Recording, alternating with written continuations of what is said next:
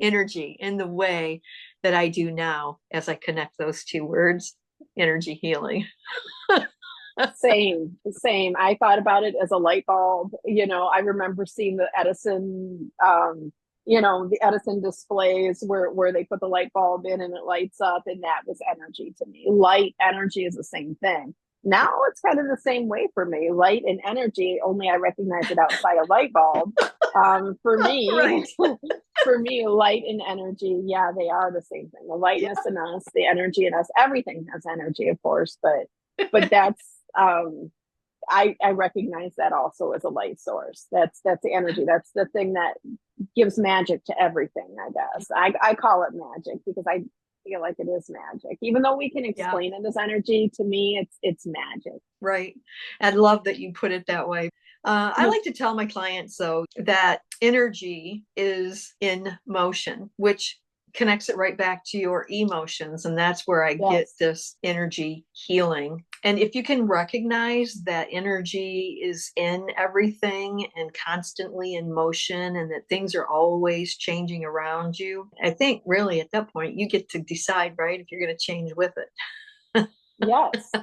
Yes, absolutely. I mean, energy, it is forever flowing and ever changing in different modalities. Some people use crystals, some people use sound healing, which to me is very profound. Some Mhm. people use source energy, some people use their own energy. For me, when I do my healing work, I use a very big range. Their energy tells me I'm lacking this, or I need this, or I feel like I need this. They don't lack anything, but they might feel they do.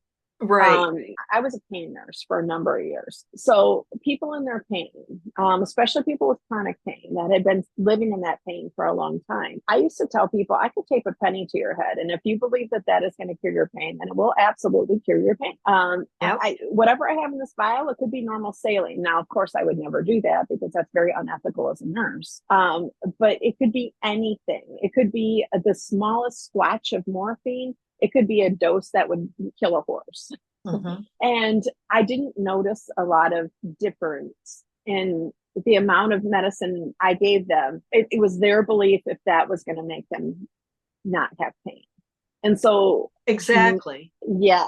So when I walked in the room, if I said to them, hi, I'm Calleigh, I'm going to be your nurse today. I'm going to take good care of you. My job is to make sure you don't. I used to tell them, my job is to make sure that you're comfortable. Your job is to still keep breathing when I give you that medicine. Okay.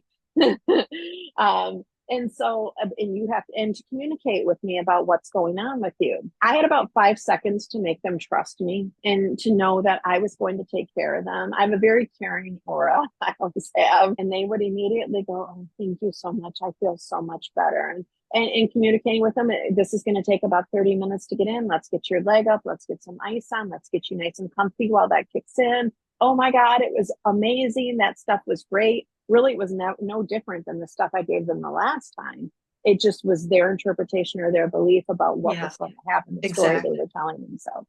Exactly. So, I've changed the way I think about energy and healing yeah, to such a degree. Like me when I too. first learned Reiki healing, Mhm. I thought I was doing something.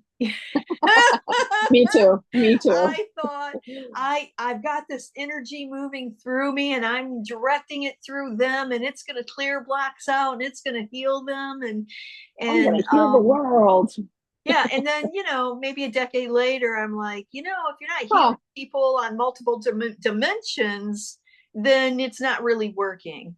I mean, it does work, because like you said, if they believe that it's working. Yeah. If they have doubts around it working, it didn't work as well. It still worked, but it didn't work as well. Yes. Then once I understood, the dimensional aspect to healing, that changed the way I approached healing again.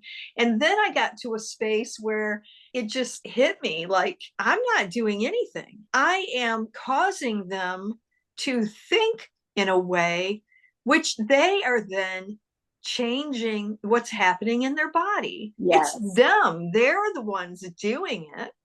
I'm not doing Absolutely. anything. All I'm doing is holding the space for them to do this healing on their own. And then when I learned more about energy and the way your thoughts are energy, then I was like, okay, so Kind of made really what sense. I'm doing is I'm helping them break through those limiting beliefs, those beliefs that they've carried around with them for Yes, however long. Like, it does take a while for repeated thoughts to start manifesting in your it body. does. And so it's a long term held belief that needs to be let go of, needs to be expanded upon in some way. And so I'm not working with necessarily the energy in their body, although I still do that, it's still Sure. part of the healing process. But what I'm Absolutely. doing, instead of trying to manipulate so much of the energy in their body, thinking this will do it, if you're not affecting their thoughts along with it, this problem will return eventually. It's just a matter of time. So Yes. then I'm thinking thoughts are energy, and we need to alter our thoughts to change the energy, which changes your body, Yes. right? And Yes. it's interesting. It's an interesting path, this whole idea about energy, and recognizing that energy is everywhere. It is in everything. It exists everywhere. It does. And so for my clients, when I do energy work on them, because I do energy work Mm-hmm. still, the most important part of the whole session is me talking to them before the session, because that brings to the surface anything they're ready to let go. And I tell them, you bring to the surface anything you want to let go. And what we do is we just it kind of scrapes off the top. And it does in a way, because they're letting it go. I'm Yeah. literally just holding space for them. They're literally ready to let it go, letting go of those limiting beliefs. That's the reason I decided to do hypnosis too, self hypnosis, take the course Uh-huh. in that, and get certified in that, because the mind is creates everything. It Everything. literally, it's our thoughts project and our emotions draw. So if we need to have both of those things in check, if we want the life that we know we deserve. So in hypnosis, it addresses the subconscious mind, because conscious mind, we can at least our energy, we can at least have some say over in the conscious, but the subconscious, we don't realize the programs that we're running, because it's subconscious, and we just keep running those programs over and over and over again Mm-hmm. based on our experiences. Now, a lot of people do realize them, but a lot of people don't. To me, I always pictured the mind as the gateway between spirit and physical body. It's the gatekeeper. We're spirit before we, or at least my belief is we're spirit before we come down here. And when we choose to have this experience, we have to do it. We have to have a physical body.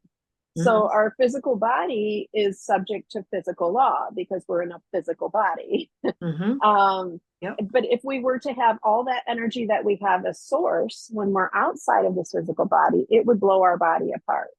I don't believe our physical structure could handle that kind of light and that kind of energy that we have outside of this realm. So our mind is the gateway, like it protects everything else, or it thinks it protects us from everything else. Sometimes it goes wrong.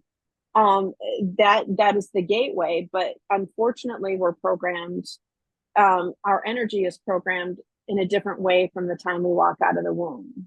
Um, there's actually a really good person on TikTok. His name is Arian Samui, and I love him. I think he has a lot related to emotions, but he has a video called A Game of Life. And he's talking to himself, and it's a video game. And before he enters into this world, and he says, "So here's the situation. You're going to be an avatar. You're going to be here, but a version of yourself is going to be there." So he's explaining higher self, and Mm-hmm. he says, but here's the deal. You can create how you do this game is you control it with your thoughts. Um, and then you bring back emotion, and it communicates with you on what you need to do next. But here's the kicker: you're not going to remember any of this when you go into life at all. Nothing.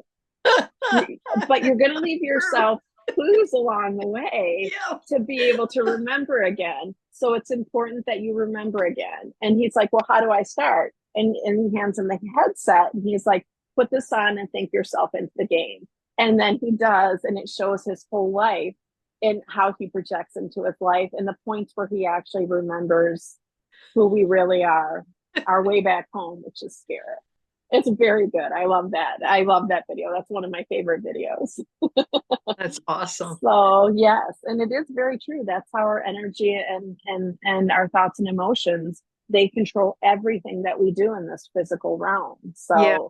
I love that you use that analogy because it's very similar to the way I try to explain it. It's like the larger self, there's so much energy, yes, that it couldn't be here. And so there are levels that yes, you are taking just a portion of that energy, and it's like a funnel, right? And you're yes, just funneling it down until it drops down into the body, which is really condensed, like, yes, and tight. And so yes, you're only a portion of the yes. energy that you really are. And when it comes to the mind, I see it as twofold. You have that, some people call it the ego, the subconscious. That's all kind of, to me, the same thing. Your personality, Yeah, the things that you identify with as you, that is this mind. And then you have your higher mind, which is actually connected to that larger energetic part of you. And you are communicating with that as well, right? yes, So God is like speaking to everyone yes, all of the time. But because this identity, this smaller egoic mind, we have identified ourselves so tightly with that mind that we squeeze out the communication with God. yeah, And as we work with our energy and release energy from our, the stuckness, the trauma and stuff, then we have a greater capacity to, because we're chipping away at this identity. We're becoming less identified with my body, my yeah. hair, my glasses, my room, and we're What I becoming have. more identified with this higher mind. And we can start separating the two, and it's like you're having this conversation all the time, but you were never listening to it. In fact, you're having a conversation here too, but you're never Right now. listening to it either. No. Until you start listening to this, you're never going to get to that.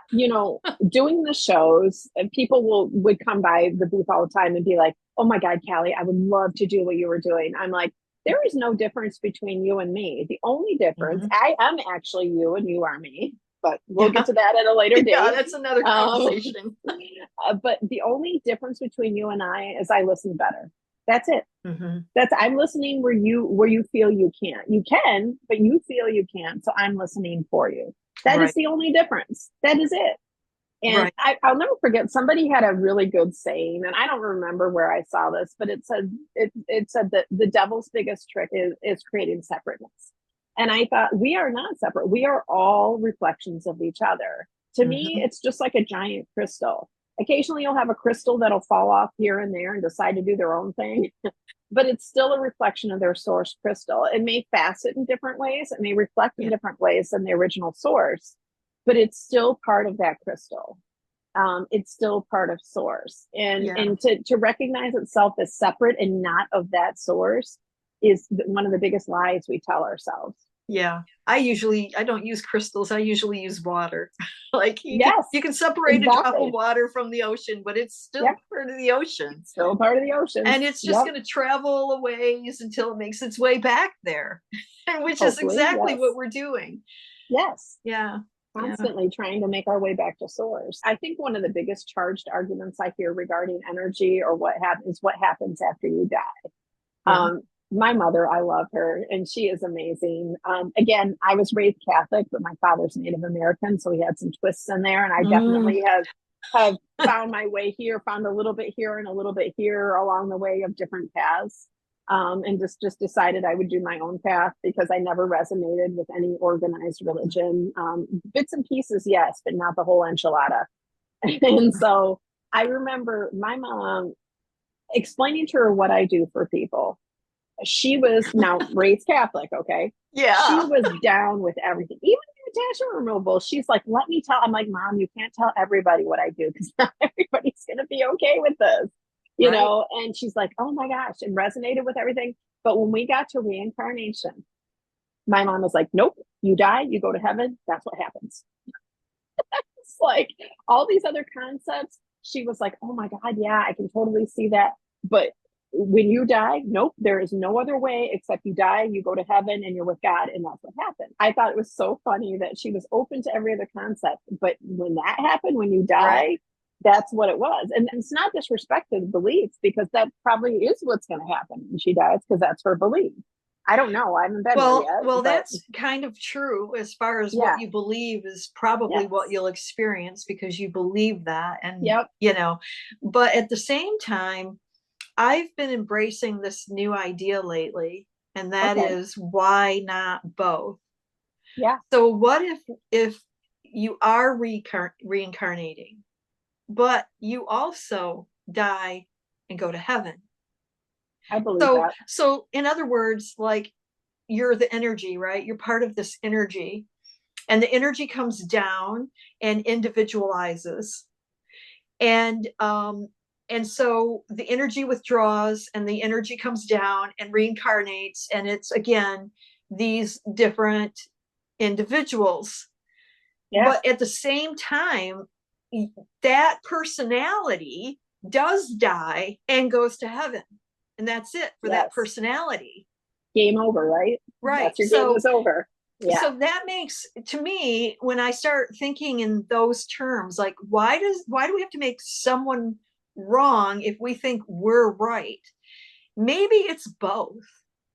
And how would that work if it was both? And by embracing that idea, it's really opened up so many new avenues for so many things. Like somebody reached out to me, said, hey, would you be interested in being in this podcast? And I was like, of course I would. And they said, well, I was thinking about doing it this way, but if you're not comfortable with that, we can do it this way. And I thought about it for a minute, and I thought, now, wait a second. Why should we have to do just one or the other? Why can't we do both? And I keep looking at this in all these different ways. This is my new little, I don't know, it's that next level thing. Like, why can't it not be both? Why can I not do this thing and that thing? Why can't these things be compatible with one another? This isn't right and this is wrong. This is a piece of the puzzle, and this is a piece of the puzzle. There you go. Right? This is an energy wave. This is an energy wave. But when we come together, it's just bigger energy. Yes. That will be the key right there. I personally believe, my beliefs are, because I know that there's other layers of reality that lay on top of this one. And I know that there's higher realms because I've been there before as a practitioner. I totally believe that. I believe that, you know, again, our avatar down here, a version of ourselves in this reality, but there's a million other different versions of me in other realities. Right. Because I can't just create one at a time. I can create infinite parts of me from my higher self to have these experiences in different realms. And you kind of have to. You do. I mean, you have to, because you can't experience anything by yourself, really. It takes all of the rest of existence for you to experience who you are as that personality. And that's really what life is about anyway, is experiencing yourself. Yes, and growing as a soul. Absolutely. Yes.